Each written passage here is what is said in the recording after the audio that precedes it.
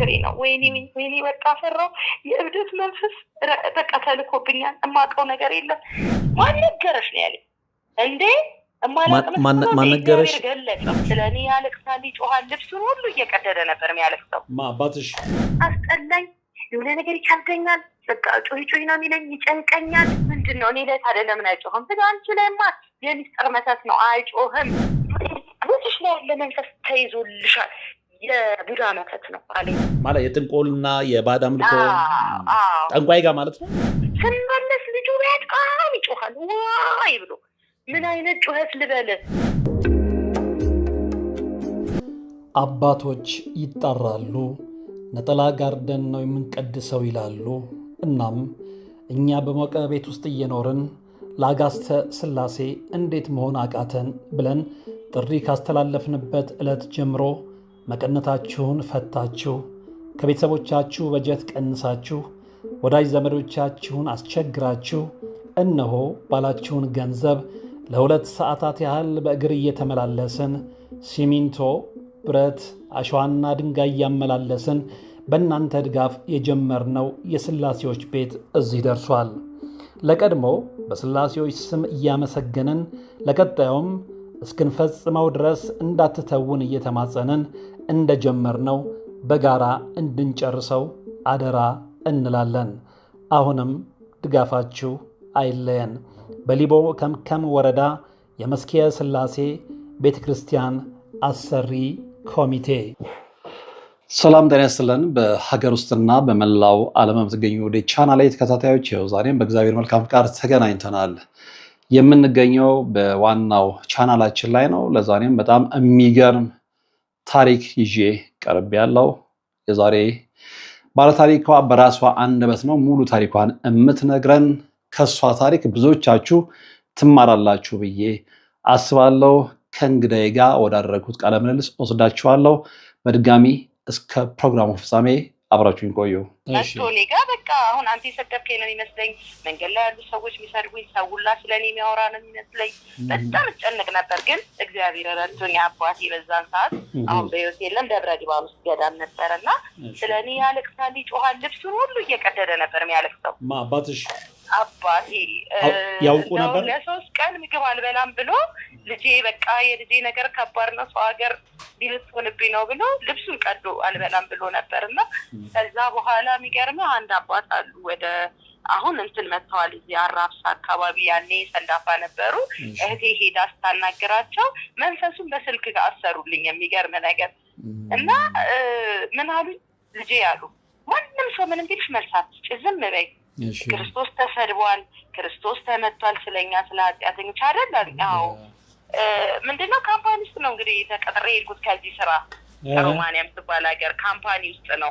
የመኪና ይሄ መሪ ቤልት ምናምን አለ አይደል? ተገጣጣሚ ውስጥ ነው የገባሁት። ቀጥታ 3 ወር ነው የሰራሁት እንዳልኩ። በ3ኛ ወር ነው ይህ ነገር የመጣው። ከዛ ያቺ 1 ወር ግን ጭንቅናት በቃ ከዛ በፊት ከስክራችን እንነሳ ፈልጌ ነው። አንቺ የአዲስ አበባ ልጅ ነሽ? እኔ መርካቶ ተወልጄ ያደግኩ አዲስ አበባ ልጅ ነኝ።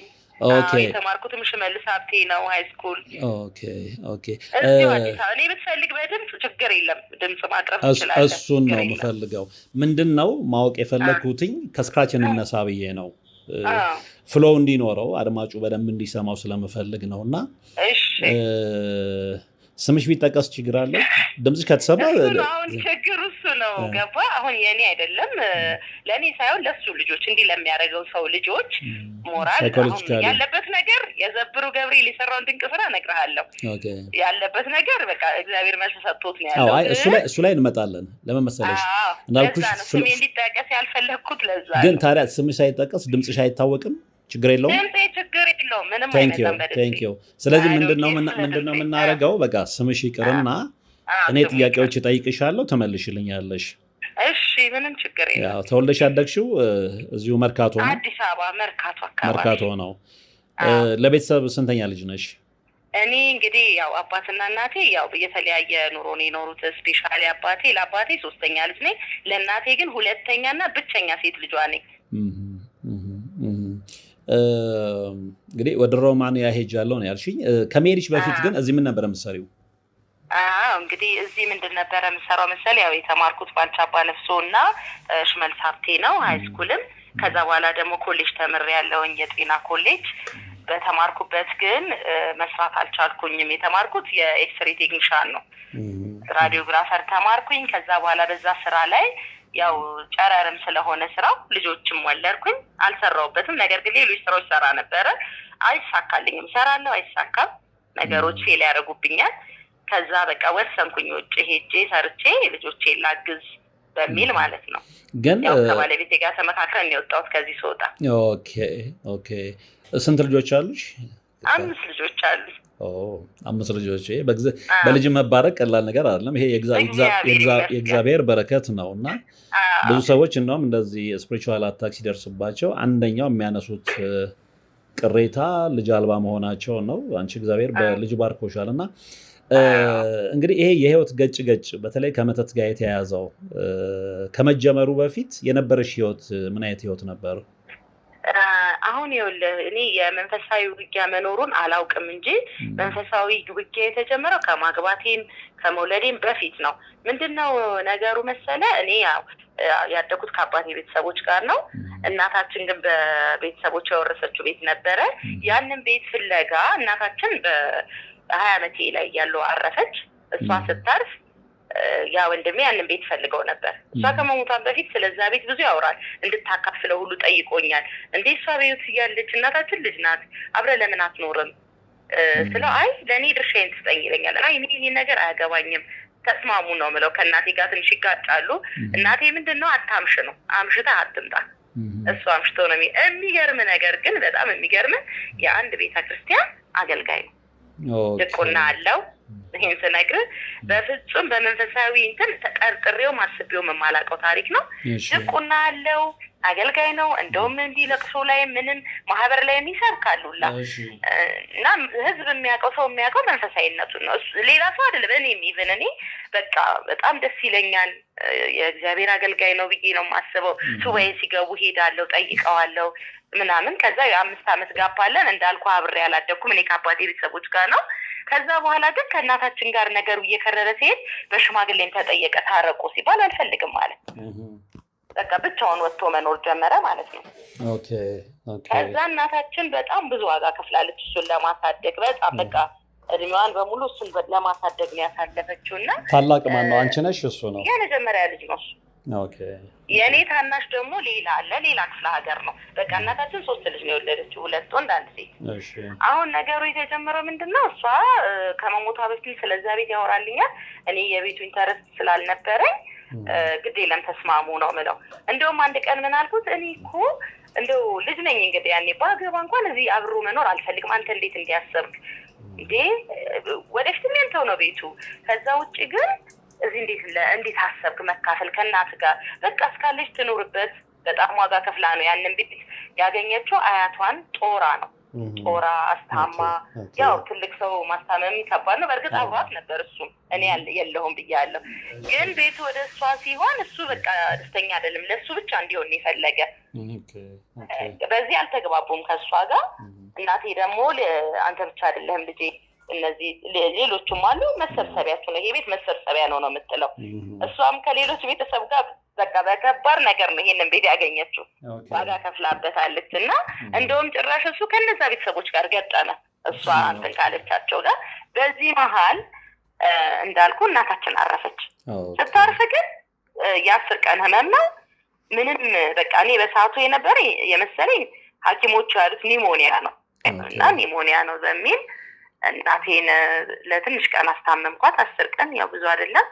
አረፈች። ስታርፍ የሚገርም ግን አጠገቧ የለም። እሱ ኳስ ሄዷል። እናትን ያህል ነገር ነው።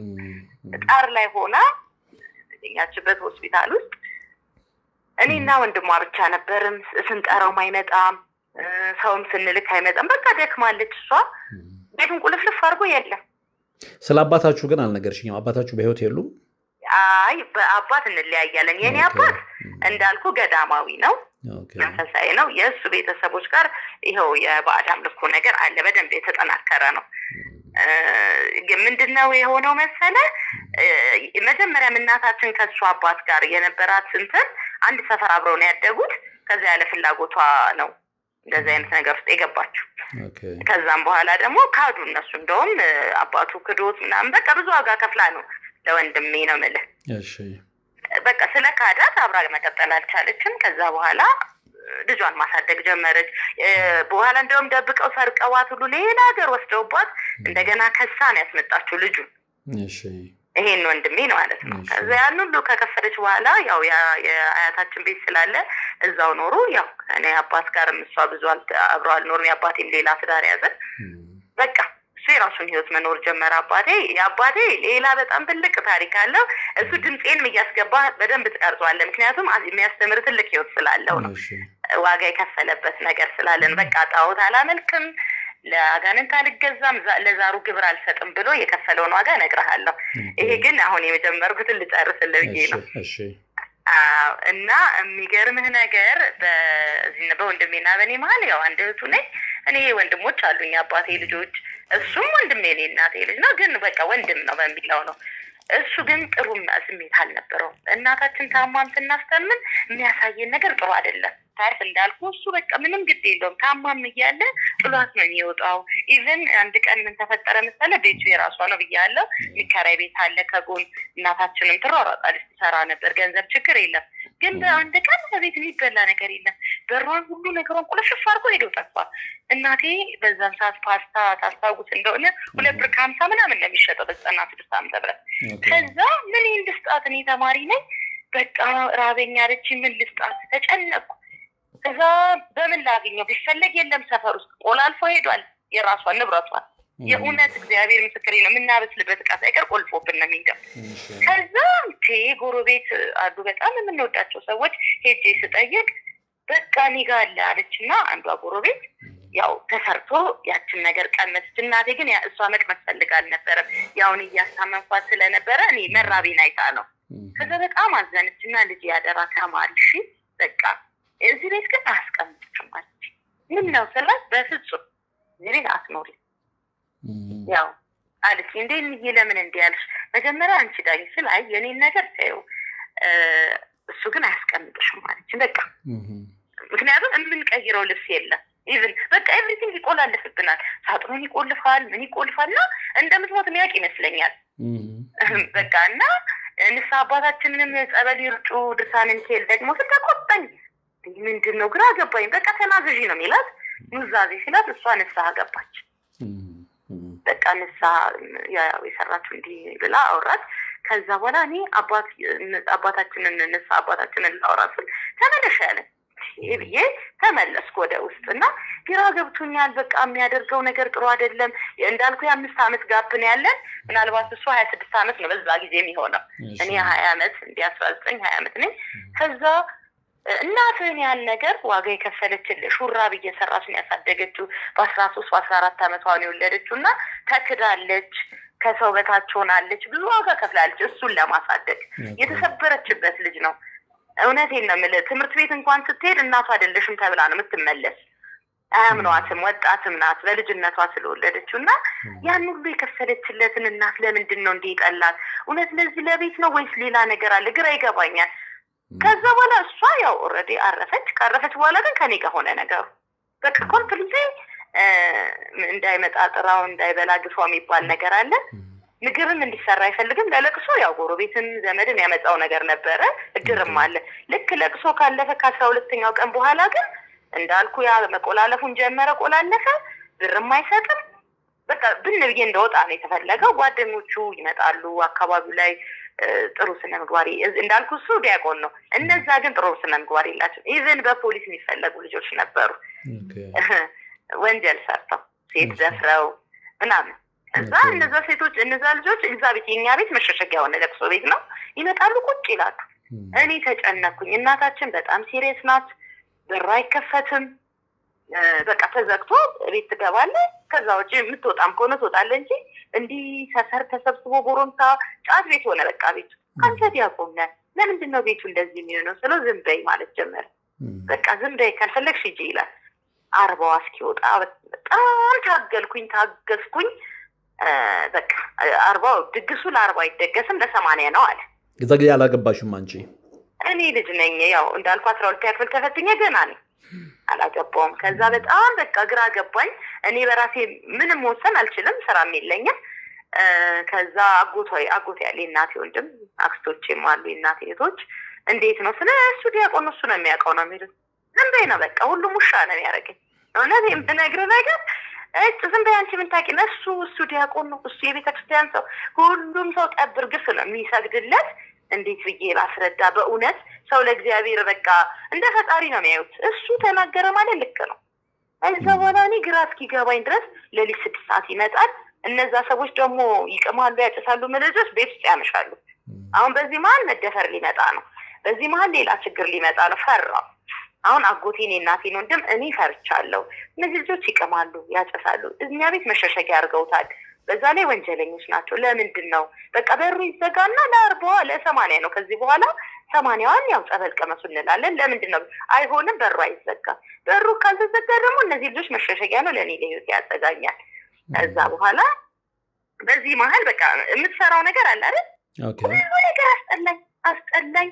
የሆነ ነገር ይከብደኛል። በቃ ጩሂ ነው የሚለኝ፣ ይጨንቀኛል።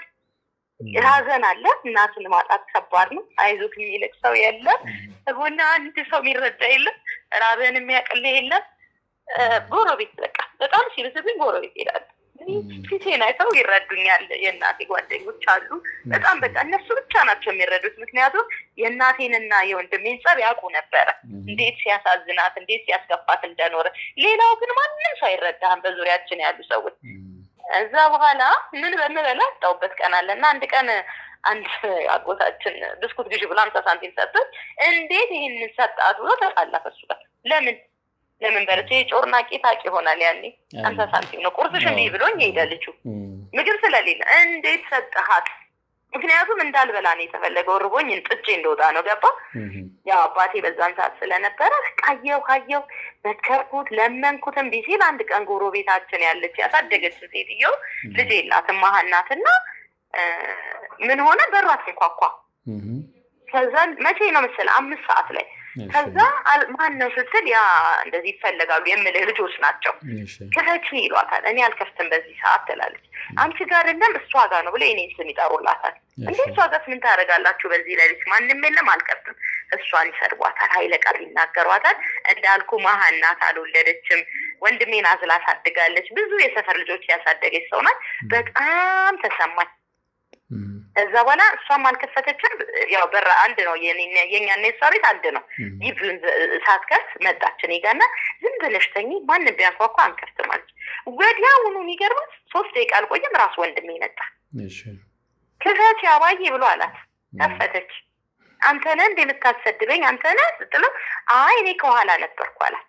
አየህ እንግዲህ ወይ እንዲደፍረኝ ይሆናል ቀድመህ ግባ የተባለው አላውቅም።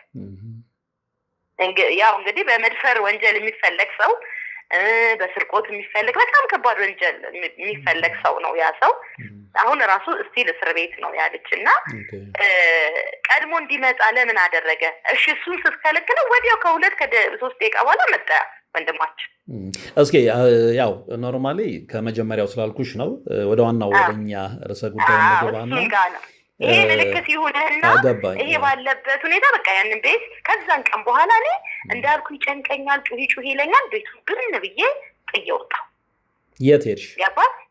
አባት ስላለኝ አባቴ ጋር ሄድኩ። አባቴ ጋር መኖር ጀመርኩ። ከዛ በኋላ ያው ትዳር መሰረትኩ፣ ትምህርቴንም ጨረስኩ፣ ምናምን ተመረኩኝ፣ ትዳሬን ያዝኩኝ። በቃ ከዛ በኋላ ከሱ ጋር በርቀት ያው ሀይ እየተባባለን እንጠያየቃለን። ግን የሆነ ቀን ምን ተፈጠረ መሰለህ? ያ አጎቴ ያልኩ የእናቴ ወንድም የቀበሌ ቤት አለው እና በአያታችን ስም ነበር። ወደ ራሱ ሊያዞር ልመሰክር ፍርድ ቤት ሲሄድ ወንድሜን አገኘሁት። ለምን መጣ ስለው ደነገጠ፣ በጣም ክዋለ። ምን አድርጎ ነው ያን ቀን የእናታችንን ቤት ወደ ስሙ አዙሮ ሲወጣ ነው። የእግዚአብሔርን ድንቅ ስራ እንደው የቅዱስ አማኑኤልን ታምር ስነግርህ እኔም አለ ወንድም ያማጎቴን ባለመብት ነው አገኘ ነው። በጣም ደነገጠ። እንዴት መጣችሁ ለምን መጣችሁ ሲል አይ እኔ የመጣሁት የእሱን የቀበሌ ቤት ላስተካክል ነው። ምን ሆነህ ነው ስለው ምንም አለኝ። አግብቻለሁ፣ በዛ ሰዓት ወልጃለሁ። ምን ሆኖ ነው የሚል ነገር ስላሳሰበኝ ልጅቷን መዝገብ ቤቷን ስጠይቃት ኮፒ አድርጋ ሰጠችኝ ወረቀቱን። በጣም ደነገጥኩኝ። ሙሉ ለሙሉ አያታችን ማነው ለኛ ቅድሚያት የእናት አያት ማለት ነው ለሱ እንዳወረሱት ሙሉ ማስረጃ በሐሰት አስደርጎ በቃ ጸድቋል በፍርድ ቤት። አዎ ግን አጣሪ እንትን የለውም እንዴ? እኔ ያላሳወጅኩም እንዳልኩት እቼለት ነው የወጣሁት ብያለሁ። በቃ ተውት አድርጌለን ነው የወጣሁት። ምክንያቱም እኔ ከቤቱ ጋር ጉዳይ የለኝም። በፊትም እለው ነበረ። በፊትም እናታችን በህይወት እያለች ስለቤቱ እግዚአብሔር ምስክሬ ነው አንድ ቀን አስቤ አላውቅም። አንደኛ እኔ እዛም ስላላደኩ ምንም ስለቤቱ ግድ የለኝም። ከዛ እሷም ደግሞ ብላኛለች እዚህ ቤት አያኖሩሽም ብላኛለች። እኔም አዋጅም ጋር ሄድኩ ምንም አላልኩም። ልክ ግን ምን ተፈጠረ መሰለህ? ያን ቀን አየሁት በጣም ደነገጥኩና ሽማግሌ ሰበሰብኩ። ይሄ እንዲህ ተፈጥሯል እንትኑን ታማክረ ጋማታሪ ያሳስረዋል ይሄ ከባድ ወንጀል ነው አሉኝ ማለት ነው። ከዛ ሲጠየቅ በሽማግሌ አልመጣም ተጠርቶ ሲቀረ በስልክ አወራቸው ስንመጣ ስላልቻልኩ ነው። አይ ንገረን ይሄን ነገር ቁርጡን ንገረናል። አይ በቃ በዚህ ጉዳይ ምንም መነጋገር አያስፈልገንም የምታረገውን ታርጋለህ በስልክ ነው። በቃ እኔም አሰርኩበትና እናቴ ዋጋ ትላበታለች እሷም ነግራኛለች። ምን ሌላ ጣጣ ውስጥ ከተተኝ እግዚአብሔር አንተ ለኔ ያልከው ውስጤን ብዬ ታውኩት። ዶክተሩንም ባታምንም ይኸው የእግዚአብሔርን ድንቅ ስራ በ2 ዓመት ውስጥ እግዚአብሔር ቀኔ ቤት ሰጠኝ። በማይታመን ዋጋ በጣም በትንሽ ብር እግዚአብሔር ቤት ሰጠኝ። ከዛ አኩርፌው ነበረ ትቼው በዛ ምክንያት ርቄው ነበረ። ልክ ቤት ሳገኝ ግን ደወልኩለትና ወንድሜ ቀይሜ ከሆነ ይቅርታ፣ ምክንያቱም እኔ እናንተ ያ ቤት ነው አይደል ያጣላን እኔ አልፈልገውም። አሁንም እግዚአብሔር ለኔ ሰጥቶኛል። በቃ ዝምድናችን ይቀጥላል። ራሴ ደውዬ እኮ ነው። ከዛ በኋላ የት ነው እንዴት ነው ምናምን ይለኛል። የሆነ ቀን ደወለና እርጉዝ ነሽ እንዴ አለኝ። እንዴት አወቅክ አልኩት። አይ ሰው መንገድ ላይ አይቶሽ ነው አለኝ። በእውነት ነው የምልህ። ማግባትሽን አያውቅም ነበረ? አረ ካገባሁ እኮ 2 ወልጄ ነው የተጣላን ያልኩት 3ኛ ልጄ ነው። ከዛ የዛን ቀን ልሞት ሌሊቱን ቁጭ ብዬ አደርኩኝ። ልሞት ወይኔ ቅዱስ ገብርኤል ልጄ የስለት ልጅ ነው ገብርኤል እኔ አንተ እንደምታረጋ አድርገው ስል እግዚአብሔር አተረፈልኝ ልጄ። በቃ ልሞት ይሄ የምጥ ስሜት ነው የሚሰማኝ። ገና የ7 ወር ነኝ። በቃ ልሞት ደርሼ ዳንኩኝ። በቃ ቅዱስ ገብርኤል አተረፈኝ ነው ማለት። ከዛ በኋላ አንድ እህታችን ወደ ዘብር ሄደች። ያው ቅድም የነገርኩት ታሪክ አለ የሮማንያው ግን ከዛ በፊት እሱ ጋር እንመጣለን። ሮማንያ በደንብ እንድናወራ ስለፈለኩኝ ነው። ከዛ በፊት ያለው ነገር ጨርሰን ከሮማንያው በፊት እህቴ ያው የአባቴ ልጆች ናቸው። አንዷ ተነሳ ዘብር ትሄዳለች እና ዘብር እንሂድ ስትለኝ አጋጣሚ እኔ አልቻልኩም ነበር አሞኛል አሁን አልሄድም አልኳት። በዛ ምክንያት ያው እኔ ቀረሁኝ። እነሱ ሄዱና ጸሎት አስያዙልኝ። እኔ ምንም ስለዘብር አላውቅም። ገብርኤልን ግን በጣም ወደዋለሁ። ከልጅነቴ የምወደው ነው። በቃ ማለት እሄዳለሁ። ሲነክስም ወራይ በዓሉንም አከብራለሁ። ያደኩት ልደትዬ ነው እመቤቴ እሷ ደጅ ነው ያደኩት። ሲርበኝም ሲጠማኝም እሷ ጋር ነው ያደኩት እና እናቴ ናት ልደትዬ። እንዳልኩ ከልጅነቴ ከእናቴ ጋር አላደኩም። እመቤቴ ግን ከእናት በላይ ናት ለእኔ። የመጀመሪያ ልጄንም ልደትዬ ነው ክርስትና ያስነሳሁት። ለእሷ ነው የሰጠኋት። በቃ የክርስትና እናት ብዬ በቃ እኔ ጓደኛዬ ሚስጥሬን ጓዳዬም አንቺ ነሽ ብዬ ለመብርሃን ነው ጠብቂልኝ ብዬ ሰጧት እና ብዙ ታምራላት ልደትዬ ለእኔ እና የሚገርም ነገር ያ ሁሉ አልፎ የራሴን ኑሮ እየኖርኩኝ ገብርኤል ከሄደች በኋላ በቃ አንዳንድ ነገሮች አያለሁ። እሱ ደውሎ ከሆነ ሰዓት በኋላ ቤቱ ቀውጢ ነው የሚፈጠረው። እኔ ራሴ ይቀይረኛል። ምን እንደሆንኩ እንኳን አላውቅም፣ ግን አልጠራጠርም። አይገባኝማ የመናፍስት ስራ። አሁን ከተወሰነ ጊዜ በኋላ አባቴ እንዳልኩ ገዳም ገብቷል። እኛም በአባታችን ጉዳይ ላይ ያው ሌላ ቀን እነግርሃለሁ ብያለሁ ረጅም ስለሆነ ለአባታችን ሲባል እኔ ኖርማል እንደሆንኩ ነው ማስብ። ደህና ነኝ ብዬ ነው ማስብ። ልንወያይ እንጦጦ ኪዳነ ምሕረት ተሰባሰብን ከአባቴ ልጆች ከእህቶቼ ጋር። እዛ እንዳለው አንዷ እህቴ ላይ መንፈስ ይጮሃል። ይጮህና እኔ አባታችን ገዳም ይግባ ሲለው አይ አይግባ እዚሁ ይሁን ቅርብ ሆኖ እንከታተለው እላለሁ። በሰዓቱ አንድ ወንድሜ በፍጹም በቃ ለስጋው ደከምን አሁን ለብሱን ያስረስ እዛ ይግባ ይለኛል። አሁን በዚህ እየተነጋገርን መንፈሱ ብትግልና እህቴ ላይ ያለው አንቺ ሲጀመር ስለራስሽ ምን ታውቂያለሽ ብሎ ሆዴ ጭምቅ ማድረገኛል። ሄዴ ናት ያው መንፈሱ ነው። ምንድነው በስመ አብ ወወልድ ወመንፈስ ቅዱስ ማህፀን መተት የማህፀን መተት ትላለች ማለት ነው። መንፈሱ እንግዲህ እስከዛን ሰዓት ድረስ ምንም አላውቅም። ያው እግዚአብሔርን ምንም አላውቅም። ከዛ መንፈስ ነኝ ግን በጣም ደነገጥኩኝ። በጣም በቃ ምንድነው እኔ ላይ ታዲያ ለምን አይጮህም? አንቺ ላይማ የሚስጥር መተት ነው አይጮህም። ተጠመቂ በቃ ተይዟል። ዛሬ የተያዘው ተይዞልሻል የማህፀን መተት። እህቴን አንሰራራት አስጮሃት። አባታችሁን በቃ ገዳም እዛው እሱ ስለነሱ አይጨነቅም፣ ስለእናንተ ነው እየተጨነቀ ያለው። የእሱ ነገር ያበቃ ነው ይላል መንፈስ። ታዝዤ ነው እኔ ቅዱስ ሚካኤል አዞኝ ነው። ዘብር ነው ዛንጦጦ ሆናችሁ ይሄ የሆነው? አዎ የሚያወራም ስለ ዘብር ነው። ዘብር ገብርኤል ይዞኛል፣ ዘብር ይዞኛል እያለ ያወራል። ከዛ ውስጥ ያው እንዳልኩ ማህፀነተ ስትል ያመኛል ብያለሁ። አልፎ ይቆርጠኛል። ግራ ገብቶኝ ይሄ ነገር እውነት ሊሆን ይችላል አላምንም። ብዙም እምነት የለኝም ማለት ዝም ብዬ ቤተክርስቲያን ደርሶ መመለስ ነው እንጂ ክርስትናውን ጠልቄ አላውቀውም። ከዛ በኋላ ተመለስኩኝና ከእንጦጦ ኪዳነ ምሕረት በማግስቱ ሌላ ጸበል ሲሄድ አንዘፈዘፈኝ። አይጮህም ምንም። አይ ብርዱ ቅዝቃዜ ነው ብዬ ማሰብ ይኸውልህ እንግዲህ ሰይጣን እንዴት እንደሚሸውድ። አይ እኔ ብርድ ነው ምናምን ግን የሚያጠምቁኝ አባት አይ ልጄ ይሄ ነገር ቆይ እያሉ ቁጭ በይ እያሉ ነው የሚያጠምቁኝ። በጆግ ነው የሚነግሩ። ቁጭ በይ እያሉ ጸሎት እያደረጉ ያደረገኛል። አይጮህም። ከዛ ተመለስኩ። እንዳልኩ ይደውላል ወንድም እንዴት ነሽ ደህና ነሽ ይላል። እግዚአብሔር ይመስገን ደህና ነን። እንዴት ነህ ልጆች ደህና? በቃ አውርተን እንዘጋለሁ። አሁንም የሆነ ቀየር ያደርገኛል ውስጤ። አሁን የመጨረሻ እግዚአብሔር ታሪኩን ሲገልጽ በደንብ እንዲገባኝ ወደ ጸሎት ወደ መምህር ግርማ እንድመጣ ያደረገኝ ምንድን ነው፣ እዚህ እኛ ወዳለንበት አካባቢ ጊዮርጊስ ጸበል አለ። ጸበሉ ሙቅ ነው፣ ፍል ነው። ቤት በኩል መሰለ በገላን ኮንዶሚኒየም ሲባል ታውቃለህ? አዎ በስም አውቀዋለሁ። ከገላን ኮንዶሚኒየም አስፓልቱን ተሻግሮ ሃይዌው ላይ የጊዮርጊስ ጸበል አለ። ፍል ነው ጸበሉ። አሁን እንደውም አቡነ አረጋዊ ተተክለዋል እዛ ቦታው ላይ። በዛን ሰዓት ግን የጊዮርጊስ ጸበል ነው፣ ፍል ነው ጸበሉ።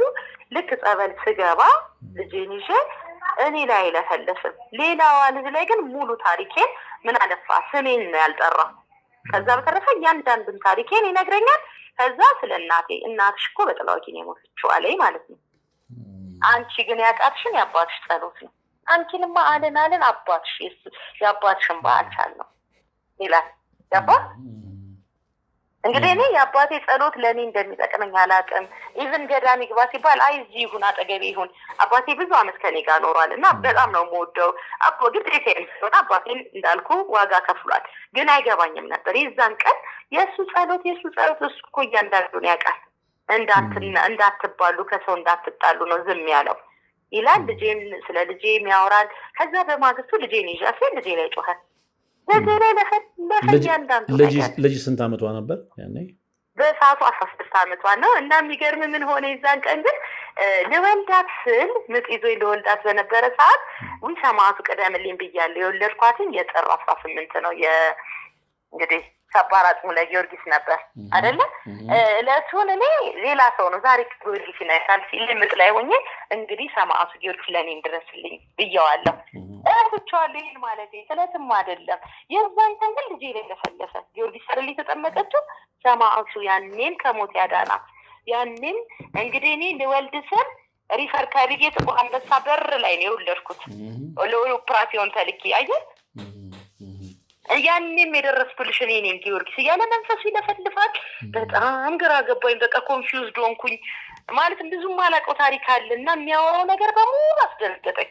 ስለ እናቴ ምን እንዳልኩ አንቺ አቃትሽን የአባትሽ ጸሎት እናትሽ ግን ነግራሽ ነበር። ይሄን አታገኝም ብላሽ የለ አላለኝም። ደነገጥኩኝ። የምታውቀው ነገር አላየህ። በጣም ግራ ገባኝ። በቃ ከዛ በኋላ በጣም ኮንፊውዝድ ሆንኩኝ። እናቴ ቤተሰቦች አሉ። አንዷን አክስቴን ሳማክራት ግድ የለም ይሄ በሌላ በኩል ይፈታል እንዲህ ቦታ እንሂድ ብላ ያው ጭራሽ እሷ የምታመልክበት ነገር ውስጥ ሌላ ጣጣ።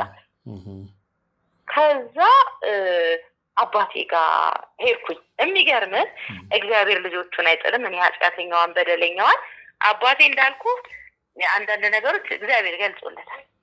ልክ እዛ ስደት የት ሄደሽ ነው አንቺ ከእግዚአብሔር ቤት ልትወጪ ነው? እኔ ሁሉ ዋጋ የምከፍለው ለማን ነው? ለአንድ ነፍስ የመሰለሽ አለኝ አባቴ።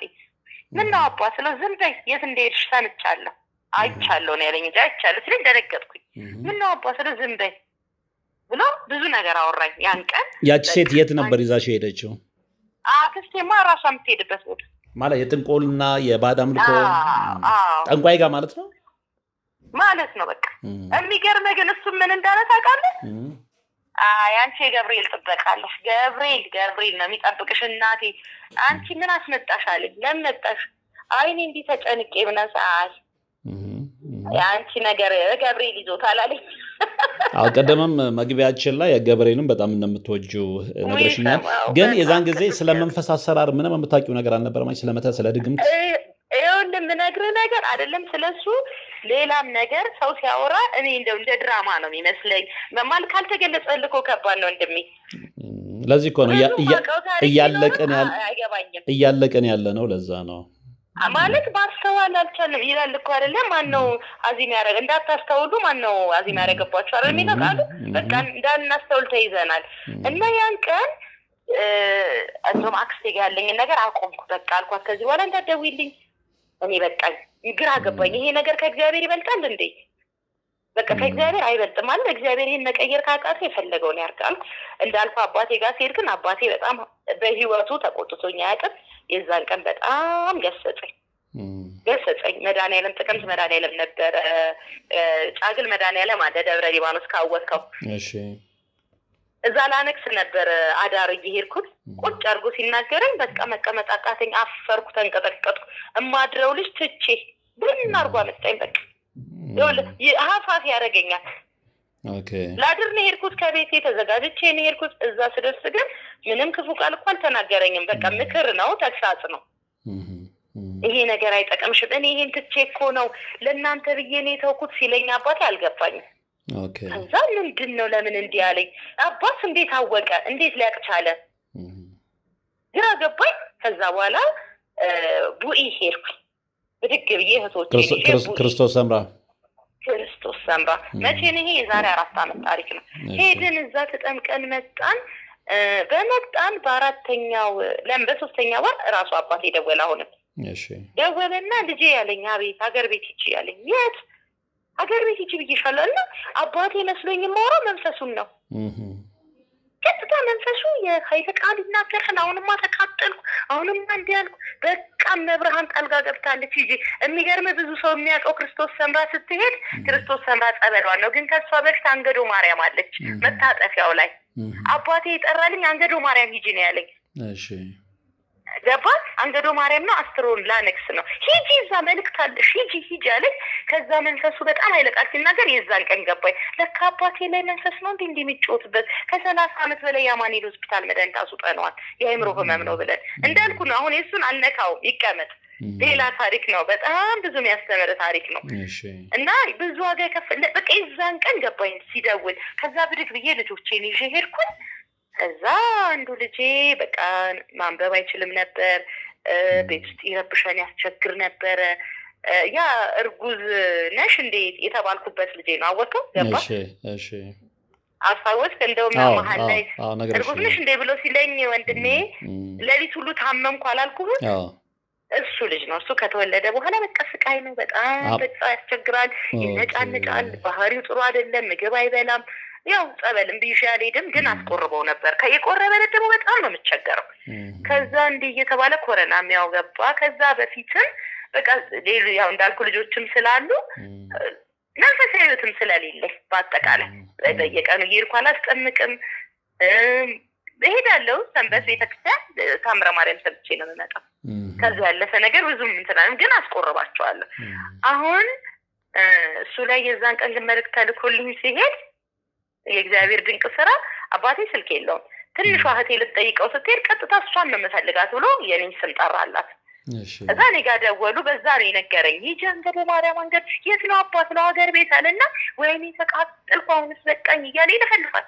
ወይኔ እህቴ ጋር ስላት አይ አባ ጋር ያለ መንፈስ ተጋጫል አባዬ ጋር ትለኛል። ወይኔ ጉዴ አልኩና በቃ ለካ መንፈስ ነው ሁላነስ የሚጫወትብን። የዛን ቀን በደንብ ገባኝ። ከዛ ሄድኩኝ። እዛ እንዳልኩ ልጄ ጸበልም አልሄድም፣ እዛው አደርን አንገዶ ማርያም በደንብ አስተናገዱን። አዳር ፕሮግራም ነበረ፣ መዝሙር፣ ጸሎት። ከዛ ልጆቼና እዛው ማረፊያ ነበረ። እኔ ቅዳሴን ሌሊት ገባሁ። ቤተክርስቲያን አስቀድሼ ከኪዳን ጀምሮ ያለውን ስርዓት ተከታትዬ መጣሁ። ከዛ በኋላ ግን ልክ ታቦቱ ሲወጣ በእውነት ነው የምነግርህ። እኔ ብዙ ጊዜ መምህር ተስፋዬም ሲናገር እሰማለሁ። መንፈስ ሰው ላይ ይለፈልፋል። በቃ 2-3 ነው ያየሁት በራሴ። እኔ ላይ ያለፈልፋል፣ እህቴ ላይ ለፈለፈ ስለ ራሴ፣ እንደገና በልጄ ላይ ለፈለፈ፣ እንደገና አሁንም በሌላ በማናውቀው ሰው ላይ 3ኛ ምን አለ። ልክ ታቦቱ ሲወጣ መጣ ልጁ ከታቦቱ ፊት ልብሱን አወለቀ፣ ቲሸርት አወለቀ። ወጣት ልጅ ነው፣ እስከ 25 ከ20 እስከ 25 የሚገመት ልጅ ነው። ቀይ ረዥም ልጅ በቃ ያንደፋድፈዋል፣ ይጥለዋል፣ ይጮሃል። እኔ ነኝ እንዲማጋጨው እንደዚህም አደረገው። ልጄ እሳቱን አቃጥሎ ያውቃል ቤት ውስጥ ቤቱን ለማንደድ ኤሌክትሪክ ሳናየው ለኩሶ ቤቱ ግሎ ያውቃል 2-3 እንዲህ ማረገው እኔ ነኝ እየጠራ በቃ እንዲህ አረገዋለሁ፣ እንዲህ አበሳጫለሁ፣ እንዲህ አባላል ሲል ትዬ ነው የምሰማው። እንግዲህ የት ነው ታቦቱን እየዞረ ነው። የልጁ ላይ ያለ መንፈስ ነው የመሰለኝና ዝም ብዬ እየሰማው እንደው እመቤቴ ዛሬ ጠርተሽኛል ደጅሽ እንግዲህ ታምርሽን ነው የማየው ብዬ ቁጭ ብያለሁ። ልጆችን ያው እንዳልኩ በቃ ቅዳሴ ያስቀድሰናል፣ ታቦት አንግሰናል፣ ተመላሽ ነን። ከውይ ወደዚህ ልንመለስ ነው። ስለዚህ አላቆረብኳቸውም መንገድ ላይ እንዳያማቸው ብዬ። አሁን እዛ ባለንበት ግን ያ ልጅ 3 ታቦቱ ዞሮ ማረፊያው ጋር ሊገባ ሲል መጣ እኔ ጋር ቀጥ ብሎ ልጅሽ ላይ ያለ መንፈስ ተይዞልሻል፣ የቡዳ መተት ነው አለኝ። ደነገጥኩኝ ነው የምልህ። ከዛ በፊት ምን ሆኗል ቤትሽን ሊው ብሎኝ ይሄ ወንድሜ ይመጣል ቀጥ ብሎ ሲመጣ ድንገት ነው የመጣውና እመጣለሁ አላለኝም። በር እዛው አካባቢ ደርሰው ቤትሽን ላይ እየመጣውን አዳራሹ ጋር ያልሽኝ ያለኝ። ወይ ነጠቃውና አልኩት። ያው ልጄን ብቻ ይዤ ነበረ ሙሉ ሌሎቹ ትምህርት ስለሆኑ ግባ አልኩት። በቃ ወንድሜ ስለመጣ ደስ ብሎኛል እግዚአብሔር በሚያውቀው። በቃ ያለችዋን ነገር ሰራውኝ። ባለችው ምሳ አቀረብኩና ለስላሳ ልገዛ ሮጬ ወጣሁ ሱቅ ልጁን ትቼ። ስንመለስ ልጁ በጣም ይጮሃል ዋይ ብሎ። ምን አይነት ጩኸት ልበል? ደነገጥኩኝ። ምን ሆኖ ነው ልጄ ስል አረ ምንም አልሆንም አለችኝ። ባለቤቱም አብራ ነው። ግራ ገባኝ። ከዛ በኋላ ያው እኔ እውቀቱ ቢኖረኝ ጸበል መውሰድ ነበረብኝ። በቃ ለዚህ እንቅልፍ የለውም። ከዛ በኋላ ቁጭ ነው፣ ስቃይ ነው፣ መከራ ነው ማየው። በቃ እንዳልኩ አልገባኝም። ዋጋ ከፈልኩ። አባቴ ግን ምን ይለኛል? አይ ተይው ደህና ነው፣ አሁን ደህና ነው፣ ተይው የባሰ አለ ይለኛል። ምንድነው አባ ስለው አይ ደህና ነው። አባታችን ግልጽ አድርጎ አይነግረንም፣ ግን ብዙ ነገር ተገልጾለታል፣ እግዚአብሔር ገልጾለታል። የሚመጣው ነገር ይታየዋል። እንዳልኩ ሮማንያም ሆኜ ልብሱን ሁሉ እየቀደደ ሲያለቅስ ነበር ብያለሁ፣ ልጄን እያለ እና ይሄ ሁሉ ከሆነ በኋላ ከዛ ላይ የቡዳ መተት ነኝ እኔ ነኝ እንዲማረገው ልጁን በእሱ አንቺን ላሳብድሽ ነበራል። በልጅሽ ማለት ነው? አዎ እንዳልኩ ነው እኮ በጣም ከባድ ነው። እቤት ቁጭ ብለህ ምጣድ ለኩሶ እንግዲህ ኪችን ወደዛ ዞሮ ነው ያለው። ኩችና ማንም አየውም። ግሎ በቃ ቤቱ ሊነድ ሶፋውን ያካጥላል። ስራው ጥፋት። አንድ ቀን እንደውም ልብስ አጥቤ የአባቴ ልብስ ነው አጥቤ ላሰጣ ቀና ስል ወንበሩን አንስቶብኝ እንዴት እንደወደኩ ብነግርህ። በቃ ከዛ ምን አለ መሰለህ ስትናደጂ ደስ ይለኛል። የ4 ዓመት ልጅ እኮ ነው። እሱ ላይ ያደረው መንፈስ ነው። በቃ በልጅሽ ላይ ሆኜ ላሳብድሽ ነበር። አሁን ግን አቃተኝ። እመቤቴ አቃጠለችኝ። በቃ አሁን ተይዞልሻል አለኝና ሄደ ልጁ። አየህ የማታውቂው ልጅ ማለት ነው። ያን ልጅ ከዛ በፊት አይተሽውም? አታውቂም? እዛ ቦታ ነው የተገናኛችሁት? እኔ አላውቀውም። እንደውም በኋላ ላይ ስልኩ ጠፋ ተባለ። እባካችሁ ያያችሁ አሁን መንፈስ እንዲያደርገው ልጅ ነው ተባለ። እንደውም በኋላ ላወራው ሁሉ ፈልጌ በምን ይላግኘው መጥቶ ለራሴ ነው ነግሮኝ ሄደው። ከዛ በኋላ በቃ በረታው። እኔም በጣም በረታው። አንዷ እህቴ ደህና ናት፣ ከኛ የተሻለ ነገር ነበራት እና የቀሲስ ሄኖክን ትምህርት ትልክልኛለች። በቃ እሱን እያወረድኩ ማየት ጀመርኩ። ስግደት፣ አምልኮ፣ ስግደት፣ መስገድ፣ ጸሎት በበርታት እንግዲህ እግዚአብሔር አግዘኝ ብሎ ወደሱ መማፀን ጀመር። ከዛ በኋላ ግን ብዙ ነገር መገለጽ ጀመረ። ለምሳሌ ምን ተገለጸልሽ? ለምሳሌ ልክ እኔ ጸበል ስገባ ይደውላል ወንድሜ፣ ቀጥታ ይደውላል። ቀጥታ ነው የሚደውለው ልክ ጸበል ስገባ። ምክንያቱም ምልክት ይነግረዋል ማለት ነው። እዚህ መንፈሱ ሲገረስ እሱ ጋር ይሄዳል። ከዛ ግን ምን ተፈጠረ መሰለህ? የእመቤቴ ድንቅ ስራ ሮማንያ ሄድኩኝ። በቃ ይሄ ሁሉ ካለፈ በኋላ ፕሮሰስ ላይ እያለሁ ነው የሮማንያን ፕሮሰስ ጀምሬ ነው ይሄ ነገር የተፈጠረው። ከዛ ተሳካ፣ እግዚአብሔር ረዳኝ ብዬ ነግሬ ሄድኩኝ። እዚህ ጋር ይቅርታ አንድ ጥያቄ ላስገባና፣ በተለየ ሁኔታ ሮማንያን የመረጥሽበት ምክንያት አለ ወይስ የተገኘ አጋጣሚና እድል ነበር? ወደ ሮማንያ እንድትሄጂ ያደረገሽ ምንድን ነው? እኔ ያው አንደኛ ሮማንያ አውሮፓ ሀገር ናት፣ ከአረብ ሀገር ይሻላል የሚል ነው። ሁለተኛ ደግሞ በሰዓቱ የነበረው ነገር ሌላም ሀገር ለመሻገር ቅርብ ነበረ። ወደ ሌላ ወደ ፈረንሳይም ወደ እንግሊዝም እዛ እየሄዱ እያረፉ ብዙ ልጆች ሄደዋል ከኛ ጋር ሄዱ ልጆች። እሱንም እድል ለመጠቀም ያው እንዳልኩ ልጆቼ ለነገ የተሻለ ነገር ያው ብር አይደለም ብር ነው እኮ የምንፈልግ። ባይዘዌ ባልሄድም እዚሁ እግዚአብሔር ይመስገን በቂ ኑሮ አለኝ። የሚያስኬደኝ ነገር አልነበረም፣ ግዴታ አይደለም። ግን በቃ ሂጂ እዚህ ቁጭ ብዬ እንዳልኩ ነው በተማርኩበት አልሰራውም። ሌላ ስራ ሰራለሁኝ ግን በቂ ክፍያ አይደለም። ወደ ንግዱ ሞከርኩ፣ ከሰርኩ፣ 2-3 ከሰርኩ፣ ተውኩት ንግዱንም። ስለዚህ በቃ አማራጭ የታየ ምንድነው ሄጄ ሰርቼ በቂ ገንዘብ ይዞ መምጣት ነው። ኦኬ። ከዛ ሮማንያ ሄድሽ? ሮማንያ ሄድኩ። ለቀይ መንገድ ነው ሄድኩት። 500 ሺህ ብር ከፍዬ ከዛ እዛ ሄድኩ። በሰላም ገባሁ። ኢትዮጵያውያኖች ነበሩ አብረን ሄድ ነው። ከዚህ ምንም በደንብ ነው የተቀበሉን። ስራ ስልጠና ሰጡን 15 ቀን። ከ15 ቀን በኋላ ስራ ጀመረ። 3 ወር ሰርቻለሁ ሮማንያ። 15 ቀኗ ስልጠና ናት። አዎ ከዛ በኋላ 2 ወር ከ15 ቀን ሰራው። የ3ኛ ወር ደሞዜን ግን አልተቀበልኩም። ለምን? ምንድነው የሆነው? በቃ ይሄ መንፈስ ተላከ። ኦኬ። የሚገርም ነገር አባቴ በቃ ስለኔ ይጮሃል፣ ያለቅሳል። እህቶቼ ጋር ስደውል ኧረ ስላንቺ ነው አንቺን ስም እየጠራ ያለቅሳል። አባ ምን ይሻላል ይሉኛል። አይ እኔ ደህና ነኝ እላቸዋለሁ። ያው የማውቀው ነገር አለ። ልክ ነገሮቹ ሳይገቡኝ እንዳልኩ ግን እዛም ሆኜ ጸሎት እግዚአብሔር ረድቶኝ ጸሎት ቦታ አዘጋጅቼ ጸልይ ነበር። እንበረከካለሁ፣ አለቅሳለሁ፣ ጸልያለሁ። ከዛ ፋሲካ ጾም ላይ ነው የሄድኩት። ልክ ጾሙ ሲገባ ነው እና እንዲህ አልኳት ለአንዷ እህቴ፣ እስቲ ቀንዲል አለ በደብረ ሊባኖስ ከዚህ በፊት ለአባታችን ተደርጎለት ነበር። ብዙ ምልክት አይተናል እና አሁን ደግሞ እስቲ ይደረግ አልኳት። ይሄ አንቺን ይላል የአንቺን ስም ብቻ ነው የሚጠራውም ስትለኝ በቃ ቀንዲል ይደረግ አልኳት። ቀንዲል ተደረገ። ቀንዲል ሲደረግ 7 ቀን ነው የቀንዲል ጸሎት የምታከውና 41 አባቶች ዲያቆናት አንድ ላይ ሆኑና ሁሉም የተለያየ ጸሎት ያደርጉና ደብረ ሊባኖስ ቤተክርስቲያኑ ግቢ ውስጥ ነው የሚሰጠው። ለካህናቶቹ በቤተክርስቲያኑ ሪሲት መሰረት ትከፍላለህ። ማለት የአገልግሎት አሁን ለምሳሌ አንድ ዶክተር ጋር ስትቀርብ የምትከፍለው ብር አለ። በዶክተር ልክ ባይሆንም ዶክተር ያው የምናውቀው ነው ብዙ ብር ነው የሚከፈለው። ይሄ ግን ቤተክርስቲያኑ የወሰነችው አሁን እንደውም 5,000 ብር ገብቷል።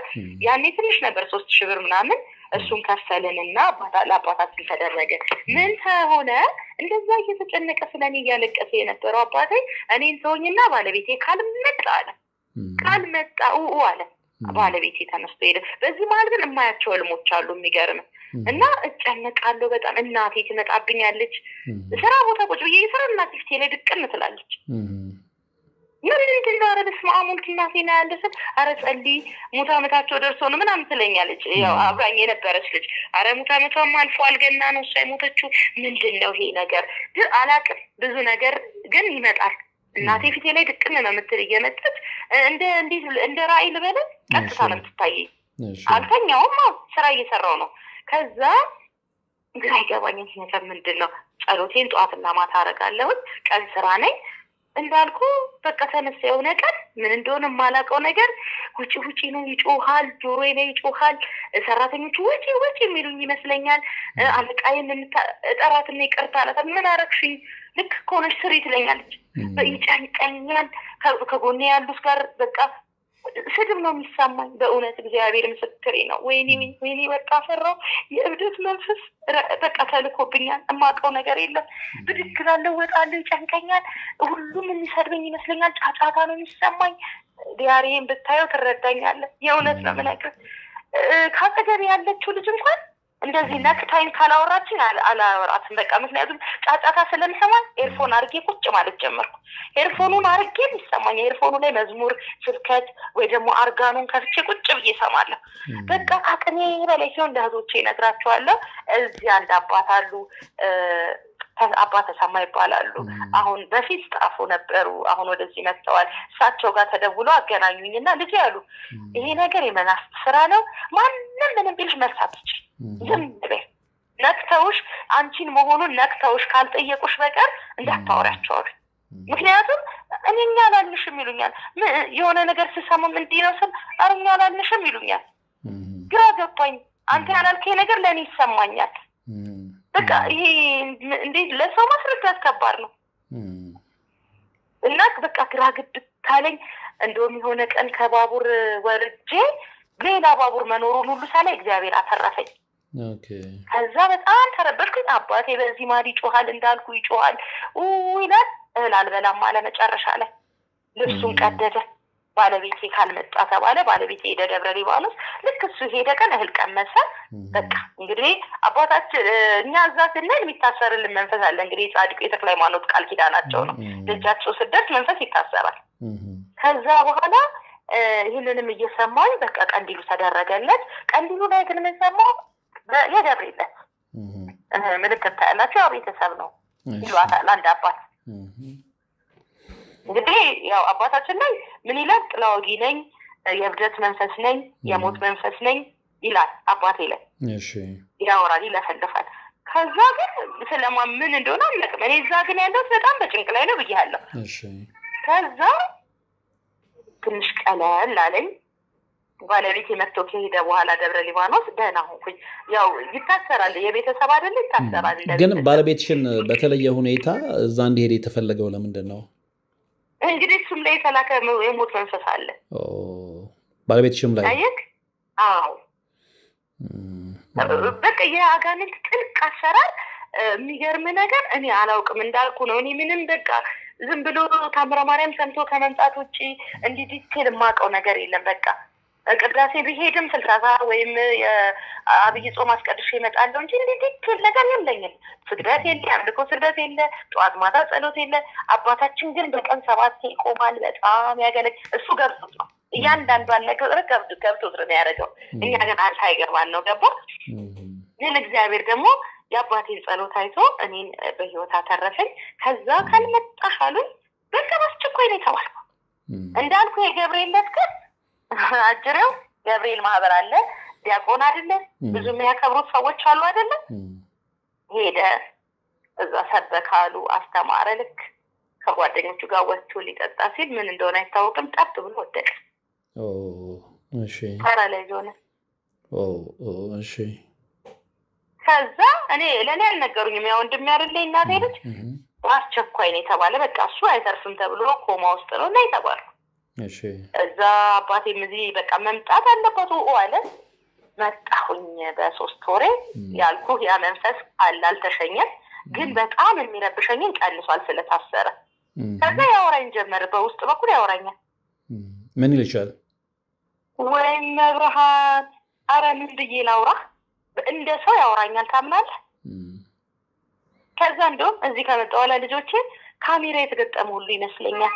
እዚህ ካሜራ አለ እንደ ይላቸዋል። ኧረ ማን ይገጥማል ማን ይልኛል። በቃ ያላሉኝን እንዳልኩ ያው ከዛ አንዴ እንደውም ቤት ውስጥ የምታግዘንና ልጅ እንደዚህ ለምን አልሽሻት? ኧረ ማሚን ያላልኩም ትለኛለች። ኦኬ ከዛ ግን መጨረሻ ላይ የካሚካኤል የቤተሰብ እንትን አለን ከእህቶቼ ጋር ልንዘክር ስንሄድ በቃ አወራኝ። የዛን ቀን ያወራ አፍ አውጥቶ ምን አለሽ? እኔ እኮ እንዲህ ነኝ፣ በቃ ተልኬ ነው እንዲህ አድርጋት ተብዬ ነው። አሁንማ ታሰረልሽ፣ አሁንማ እንዲሆነልሽ ይላል።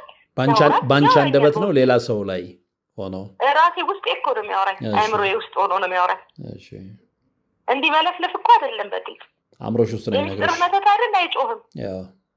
እግዚአብሔርን ነው ምን ያወራኛል እንደሰው አልኩ። ማክሰር ሳትፈል አሁን መጥቶ አንዳንዴ በአእምሮ የሚመላለስ ነገር አለ አይደል? ኦኬ እንደዛ አይደለም። ይሄ በትክክል እንዲህ ነው። እኔና አንቺ አባትሽውን ሊያርፍ ነው ይለኛል። እኔና አንቺ እንደምናወራው ማለት ነው። አዎ አባቴ አያርፍም። አባቴማ ይመለኩሳል። አይ እሱ እኮ ከመለኩሴ በላይ ነው፣ ባታዬ ሆኗል። በርቀችን አለም ንቋታል፣ ተዘጋጅ ይለኛል። አረ በስላሴ ስም ታሰር እላለሁ። እግዚአብሔር እንዲህ እያለኝ በስንተኛው ቀን አባዬ አረፈ። ኦኬ የወንድምሽስ ጉዳይ ምን ሆነ? በቃ እንዳልኩ ፓራላይዝ ሆነ። ከዛ በኋላ ማስታመም ጀመርን ምናምን። ያው ፍንጩ አለኝ፣ ግን በቃ የሆነ እርግጠኛ የምትሆንበት ነገር ታጣለህ አይደል?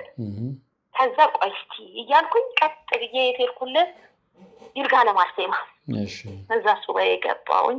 ሱባኤ ገብቼ ስወጣ ሰው ግቢ ውስጥ ሆኜ ለልጅቱ ስደውልና ኧረ ሰሞኑን ሊሞት ነው አለች። ምን ነው ስላት በቃ አንቺ ጋር ቢደውል ስልክሽ አይሰራ ተጨነቀ። ምን አስጨነቀው?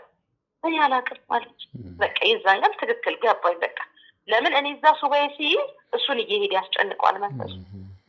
ስለዚህ መላክ አሁን መላር መጀመሪያ እጄ ንስሐ ግባ ነው ማለት ያለብኝ።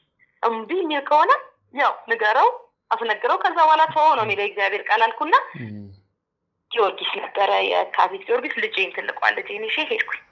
ሲሄድ ደስ አለው በቃ ለምን ከመሄዴ በፊትም የሆነ ቀን እንዲህ ለልጆች ልብስ ብዬ ይዤለት ሲሄድ ልጆቹን ጉልበቴ ላይ ጣላቸው እግሯ ላይ ውደቁ እያለ እንዴ ምን አደረጉኝ እነዚህ ልጅ ህጻናት ምንድን ነው አልኩት። በጣም ደነገጠ። እኔ ለሱ መልካም ነገር ሳረግ እንግዲህ ያው ተጎጂ ነው ሲጎዳል ለዛ ደንግጦ ነው። ኧረ በስመ አብ ወወልድ ወመንፈስ ቅዱስ አንተ ግን አልኩት ንስሐ ግባ። ምንድን ነው ንስሐ ግባ የምትይኝ? እኔ እኮ ቆራቢ ነኝ፣ እኔ እኮ እንዲህ ነኝ። ጓደኛው መጥቶ ይኸውልህ ፋሲካቷን በየቀኑ ነበር የምቆርበው፣ በየቀኑ እንዲህ አደርግ ነበር። በቃ ራሱን ክቦ እንዴ ቁርባን ማለት እኮ እኛ ኃጢአታችንን የምናጸዳበት በቃ ኢየሱስ ክርስቶስ የተሰጠን ጸጋ እንጂ እኛ የምንኩራራበት ነገር አይደለም። ይሄ የእውቀትም ልክ አይደለም፣ የእግዚአብሔር የምሕረቱ ልክ ነው። አንተ ለምን እንዲህ ትላለህ እለዋለሁ። በቃ ራሱን ይቆልላል። እኔ እንዲህ ነኝ በቃ ማንም ሰው እንዳይጠረጥረው ገባ። ለመጣ ሰው ሁሉ እኔ እኮ እንዲህ ጸበል ሂጄ እንደዚህ አድርጌ ሲል እኔ ጸበል ውሰድህ አልኩት። እኔ እስኪ ልውሰድና እኔ ስለው ድንቅጥ አለና አየኝ። ምን ነው አልኩት። እኔ ልውሰድህ በቃ እኔ ራሴ ይዤህ ብትፈልግ 2 7 ብትፈልግ 3 7 ይዤህ ራሴ ላስታምህ ምንም ችግር የለም። አልፈልግም ማለት አሁን አውጥቶ ለምን አልኩት። ይበርደኛል ስል ነው ጸበሉ ስል ነው አልኩት።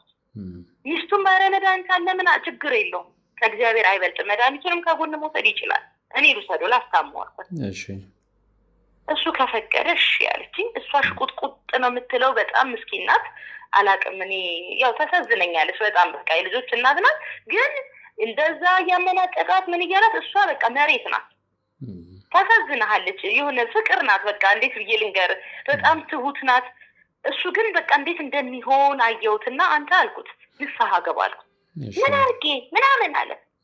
ግድ የለህም ንስሐ ገባ። አንደኛ ራስን በጣም አታቆለባብስ። በቃ እኛ እኮ ኃጢአተኞች ነን፣ በደለኞች ነን። ያልጠፋ ነው ከእግዚአብሔር ምሕረት የተነሳ ነው። እኔ ደግሞ ሁሉንም አውቄያለሁ ስለ ምን አውቅሽ አለኝ። እያንዳንዷን ነገር አልኩት። ማን ነገረሽ ነው ያለኝ። እንዴ ማን ነገረሽ? አመነ ማለት ነው ያንን ነገር እንደ በቃ ከአንዳንድ እኔም ንግግሬ ቀጥታ ነው። እንዴ ያላልኩም በቃ አውቄያለሁ። ምንም እንደባበቀው ነገር የለም። ንስሐ ገባ አልኩት። ምንም ያወቅሽው ስለ ሁሉንም አልኩት። ከእናቴ ጀምሮ ያለውን ታሪክ አውቄያለሁ አልኩት። ማን ነገረሽ አለ።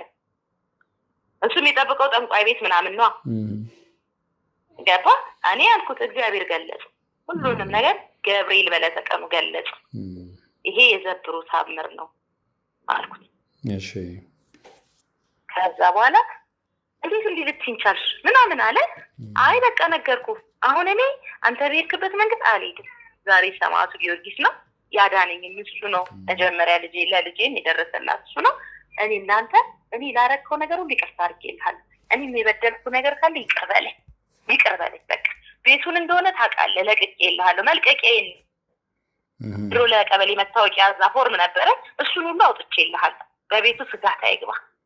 እኔ በምንም አንደርስብህም ግን ንስሐ ገባ አልኩት። ከዛ በቃ ሚስቱ ውስጥ ምሳ ምናምን ልታቀርብ ውስጥ ነበረች። ቻውም አላልናትም። እሱን እንደዚህ ያናገር ነው በቃ ፊቱ ቅይር አለ። ያውራኝም አልቻለም። ያልተዘጋጀበት ነገር ነው። ዘልገና አሁን አልኩና በቃ ሚስቱ ተከተለችን ሮጠች። አይ እንትን ብሎ ነው አልኳትኝ። ጠያት በቃ እምቢ አልመለስም ብዬ ሄድኩኝ። ከዛ ደወለች። ይኸውልሽ አልኳት አሁንም የምነግርሽ ነገር እኔ እና እሱ መሀል ያልተቋጨ ነገር ስላለ የምታውቀው ታሪክ የለም።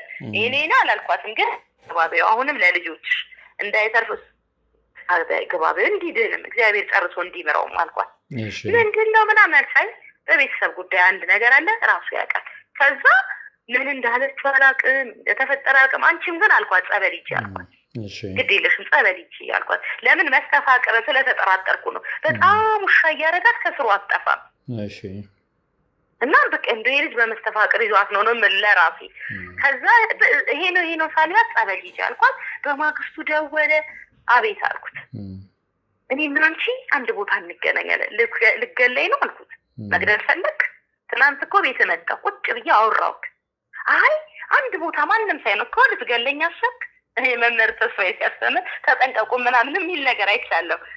ከዛ እንደዚህ ከማወቃችሁን ሲያውቁ ይጎዷቸዋል የሚል ነገር አስተምሮ ነበርና በጣም ትልቅ ትምህርት ነው። እንደዚህ ያሰብ ግድ የለም እኔ የሚጠብቀኝ ቅዱስ ገብርኤል ነው። አንተም ንስሐ ግባ። ለእኔ ያሰብከው ይኸው ለራስ ቀድሞ ምን እንደሆንክ እያየ ነው። እንግዲህ አስበው ፓራላይዝ ሆኗል። እንዲህ ጉትት እያለ የሚነሳ ሰው እኔ እና አንቺ አንድ ቦታ እንቀጣጠር ምን አስፈለገው? ለምን ይፈልገኛል? እስኪ ንገረኝ አንተ። አሁን እንደው ለምን ይፈልገኛል? ትናንት አግኝቼዋለሁ፣ አውርተናል። ዛሬ ለምን ይፈልገኛል? እሺ አልፈልግም። እኔ ጋር ከዚህ በኋላ እንዳትደውል ምንም አይነት ነገር የለን ብዬ ብሎክ አደረኩ። ባለቤቴ ጋር ይደውላል፣ ባለቤቴን ብሎክ፣ ልጆቼ ጋር ሁሉም ብሎክ አደረጉበት። ከዛ በኋላ እኔ ማን ጋር ሄድኩ መሰለህ? መምህር ግርማ ጋር ፋኑኤል ቤተክርስቲያን ሄድኩኝ። ልክ ፋኑኤል ግቢ ገብቼ ሰላም ለኪ ብዬ ጸሎት አድርጌ ቀናትን ፊቴ ላይ ገጭ አለ። ማለት ምስሉ ነው የምልህ። ምስሉ ቀጥ እያለ ይመጣል። እንግዲህ ፈዳሪ ሳጥናኤል ቅዱስ ፋኑኤል እሰርልኝ፣ በቃ ይሄ ምልክት ነው እንግዲህ ከሱ ጋር የመጣ መንፈስ አለ ማለት ነው። አንተ እሰርልኝ እያልኩ ሰግጄ እዛው ታቦት ይነግስ ነበር አንግሼ። አያት አካባቢ እህቶች አሉ። ከዛ እዛው ያለ አንዷ እህቴ ደወለች። የት ነሽ አለችኝ። አይ እኔ ፋኑኤል ነኝ ስላት፣ አረ በረከት ወንድምሽ እየደወለ ነው አለች። ወንድምሽ እየደወለ ነው የኔ ወንድም? አዎ። ለምን ደወለ? እኔ እኮ ዘግቼዋለሁ አልኳት። አረ ደውሎ አንድ እህቴ። ምን ሆና ነው? አንድ እህቴ እኮ ናት አለኝ። ታዲያ ምን አልሽው ስላት፣ አይ የኛንም ስልክ ብዙ አታነሳ፣ ሳገኛት እነግራታለሁ አልኩት። በጣም ፈልጋታለሁ በያት። እሺ አለ። እንግዲህ ልክ ፋኑኤል ግቢ ስገባ ነው እሷ ጋር የሚደውለው። ሁሉም ጋር ሲደውል ለእኛ ምልክት ሰጠናል። ብሎክ ነው ሚስኮሉ ይገባል። ያው ብሎክ የሚያረከው ሰው እኮ እንደደወለ ታያለህ። ያው ታውቂያለሽ። ከዛ በጣም ገረመኝና ይሄዳል ያለ እዛ አይቼዋለሁ። እንግዲህ እንደ ራእይ ነው ፊት ላይ መጥቶ ግጥ ያለው። እንግዲህ ፈዳሪ ሳጥናኤል ቅዱስ ፋኑኤል አንተ ሰርልኝ ብዬ ትምህርቱን ተምሬ ታቦት መንግሽ ጸበልን ተረጭቼ እህቴ ጋር ሄድ። ያችም ትልቋ ምትያራልኝ ተሰውራ እናንተ ጋር ምን አስደወለው? እንግዲህ ለእኔ ነው ወንድምነቱ፣ ለእነሱ ያው እንዳልኩ ነው። እነሱ ለእኔ አባቴ ልጆች ናቸው። ደግሞ እነሱ ያን ያህል አይቀርቡትም። እንዲህ የሚቀራ አብረውም አልኖሩም። የተለያየ ፋሚሊ ላይ ስትኖር እኮ ላትተዋወቅም ትችላለህ። ያው በእኔ ነው እንጂ ያን ያህል ከእሱ ጋር ቅርበት የላቸውም። እና ይህ ምንድነው ይሄን ያህል ምንድነው የሚያስጨንቀው ማለት ጀመሩ። ሁሉም ወንድሞቼ፣ ሌላም የአባቴ ልጆች አሉ። በቃ ስለዚህ ምን ማድረግ አለብን ሲባል፣ አይ እኛ ስልኩን አናነሳም፣ ንስሐ እንዲገባ ብቻ መጸለይ ነው፣ ሌላ ምንም አቅም የለንም። ከዛ ንስሐ አባቴን አውራቸው፣ ልጄ ነግረሽዋል? አዎ በቃ በጸሎት አስቢ። ምክንያቱም አውቆ የገባ ሰው ምንም ማድረግ አይቻልም። አሁን እሱ መውጣት እኔ እንዳልኩ ብዙ ህልሞች ያለው አንዳንዴ እንደውም በጣም የሚያስጨንቁ ህልሞች ያለው እና ደነግጣለሁ። ልጁን ነው የማየው። ልጁን ብዙ ሰዎች ይዘውበት እንቅ አድርገውታል። ወይ መድኃኒዓለም አደራህን እላለሁ። እንግዲህ ወይ ልጁን አሳልፎ ሰጥቶ ይሆን አላውቅም። እግዚአብሔር ይወቅ። እንዲህ እናድርግ። አሁን እያጠቃለልን ኦልሞስት ነው። በጣም ኢንተረስቲንግ ስለሆነብኝ ነው የቆየሁትኝ። የቀጠሮ ሰዓቴ የደረሰ ስለሆነ እስኪ ወደ ፋይናሉ እንምጣና አሁን ወንድምሽ በምን አይነት ሁኔታ ላይ ነው ያለው? አንቺም በምን አይነት ሁኔታ ላይ ነው ያለሽው? እኔ እግዚአብሔር ይመስገን ያው ይልካል፣ ሁሌ ይልካል፣ እንደሚልክ አውቃለሁ። አሁንም በቀደምም ቅዱስ ሚካኤል እዛው ቆሜ ድርሳኑ እየተነበበ በቃ እንዳልኩ ምልክት ይሰጠኛል። እኔ ግን አሁንም እግዚአብሔር ረድቶኝ በሱ ቤት ነው ያለሁት። በሱ ከለላ በእኔ አቅም ሳይሆን ያልጠፋ ነው ከእግዚአብሔር ምሕረት የተነሳ ነው። አለው በምሕረቱ አለው በቸርነቱ እያኖርኩ ነው። እሱ ግን አሁንም ይጨነቃል፣ አሁንም እኔን ይፈልጋል። እኔ ግን ርቄዋለሁ በቃ። ምክንያቱም መራቅ ለእኔ በቃ ርቆ መኖር መፍትሄ ይመስሎኛል። ግን የሚከልለኝ የሚጠብቀኝ ያው መድኃኒዓለም ስለሆነ ግልጽ ነው። ሁላችንም እሱን ካልተደገፍን ያው ፋይናል እንትናችን ይታወቃል። የሚገርመው ውጊያ ያለ እሱ እንደተላከብኝ አውቃለሁ ብያለሁ። ጸሎት ማድረግ ይከብደኛል፣ መቆም ያቅተኛል፣ ምልክቶች አያለሁ። ብታምንም ባታምንም እውነቴን ነው የምነግርህ። ፈስ በፈስ ሁሉ ነው የሚያደርገው ጸሎት ላይ ስቆም። በግልጽ ነው የምነግርህ። አንቺ ስትጸልይ ማለት ነው ለጸሎት ስቆም ፈስ በቃ። ሌላ ጊዜ በኖርማል ቁጭ ብዬ ከሰው ጋርም ሳወራም ስራም ያውም ስራም ውዬም ስገባ የትም ሲሄድ ሰላም ነው። ለጸሎት ብቻ ስቆም ግን ይሄ ነገር አለ። ያው ትምህርቶቹ የመምህር ግርማ ትምህርቶች፣ የመምህር ማነው ተስፋዬ፣ ያንተም ትምህርቶች እከታተላቸዋለሁና እያነቁኝ ነው። በቃ ከጸሎት መሸሽ እንደሌለብኝ ለደቂቃ እንኳን ከእግዚአብሔር ቤት መራቅ እንደሌለብኝ ተምሬያለሁ። ይህ አንቺ ብቻ ሳትሆኚ አንቺ የተናገርሽው ምስክርነት ስለ ዘብሩ ገብርኤል የተናገርሽው ነገር ብዙዎችን ያስተምራል ብዬ አስባለሁ። ምክንያቱም አሁን ብዙዎቻችን ይህንን መንገድ ስለማናውቀው ነው እየተጎዳን ያለ ነው እና እኛ ከምናስበው በላይ በጣም ብዙ ሰዎች በመተትና በድግምት እየተሰቃዩ ነው። አንዳንዶች ተረት የምናወራ ይመስላችኋል። ተረት እንዳልሆነ ደግሞ እንዳንቺ አይነት ምስክሮች ሲመጡ ይፋ ይሆናል እና ይሄኛው ብዙ ሰዎችን ያስተምራል ብዬ አስባለሁ። ነገር ግን ከዚህም ባሻገር ይህንን ፕሮግራም ከሰራሁት በኋላ ሞር ስለ አባትሽ መስማት እፈልጋለሁ በሌላ ፕሮግራም። እኔም ደስ ይለኛል ስለሱ ብትሰማ በጣም በቃ ደስ ይለኛል። የህይወት ታሪክ ነው ደግሜ የምነግርህ። በጣም ደስ ይለኛል። ምክንያቱም እኔ መማር ስለምፈልግ ሁሌ መማር ስለምፈልግ ነው። እንግዲህ ፈቃደኛ ሆነሽ ብዙዎች እንዲማሩበት ይህን የመሰለ ታሪክ የህይወት ተሞክሮችን ስላካፈልሽኝ ያው እንግዲህ ሀገር ውስጥም ኢትዮጵያ ውስጥም ከኢትዮጵያ ውጭም ባሉ ተመልካቾቼ ስም ከልብ አመሰግንሻለሁ። አመሰግናለሁ እኔ ወንድም፣ እግዚአብሔር ያክብርልኝ። ሰዎች ደግሞ ሰምተው ተምረው ወደ እግዚአብሔር ቤት እንዲመለሱ ለንስሐ እንዲበቁ እኔ በቃ የጠቀመኝ ትልቁ ነገር ወዲያውኑ ይሄ ነገር እግዚአብሔር ስለረዳኝ በንስሐ በጾም በጸሎት አሁን በየቀን የሚላከው ይያዛል።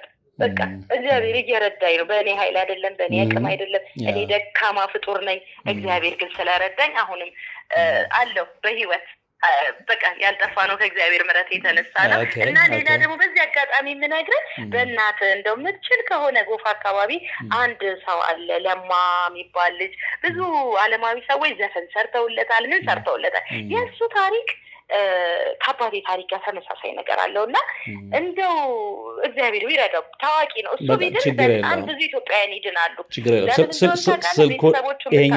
ይሄኛውን እንጨርስና ኦፍ ሪከርድ ደውዬ አውራሻለሁ። ችግር የለውም። በቃ ለዚህኛው ፕሮግራም ግን አመሰግናለሁ። እግዚአብሔር ይስጥልኝ። ሰላም ሆነሽ ወንድሜ። እንግዲህ የተከታተላችሁት ታሪክ ከላይ የነበረው ነው። እርግጠኛ ነኝ ብዙዎቻችሁ በዚህ ትምህርት አግኝታችኋል ብዬ አስባለሁ። በዚህ አጋጣሚ እንግዲህ ባለታሪኬ ፈቅዳ በራሷ ድምፅ ያው ይህንን የምለው ለምንድን ነው ብዙዎቻችሁ ታሪኩን እኔ እንድተርከው እንጂ እናንተ ራሳችሁ ቀርባችሁ ለመናገር ብዙ ጊዜ ፍቃደኞች አትሆኑም። እሷ ግን ፍቃደኛ ሆና ብዙዎች ይማሩበት ብላ ስለቀረበች በእናንተ ስም ከልብ ከልብ አመሰግናታለሁ። በቀጣይ በሌላ መርሃ ግብር እንገናኛለን። እስከዛው ግን በያላችሁበት ሰላም። አባቶች ይጣራሉ፣ ነጠላ ጋርደን ነው የምንቀድሰው ይላሉ። እናም እኛ በሞቀ ቤት ውስጥ እየኖርን ለአጋስተ ሥላሴ እንዴት መሆን አቃተን ብለን ጥሪ ካስተላለፍንበት ዕለት ጀምሮ መቀነታችሁን ፈታችሁ፣ ከቤተሰቦቻችሁ በጀት ቀንሳችሁ፣ ወዳጅ ዘመዶቻችሁን አስቸግራችሁ እነሆ ባላችሁን ገንዘብ ለ2 ሰዓታት ያህል በእግር እየተመላለስን ሲሚንቶ፣ ብረት፣ አሸዋና ድንጋይ እያመላለስን በእናንተ ድጋፍ የጀመርነው የሥላሴዎች ቤት እዚህ ደርሷል። ለቀድሞ በሥላሴዎች ስም እያመሰገንን ለቀጣዩም እስክንፈጽመው ድረስ እንዳትተውን እየተማጸንን እንደጀመርነው በጋራ እንድንጨርሰው አደራ እንላለን። አሁንም ድጋፋችሁ አይለየን። በሊቦ ከምከም ወረዳ የመስኪየ ሥላሴ ቤተ ክርስቲያን አሰሪ ኮሚቴ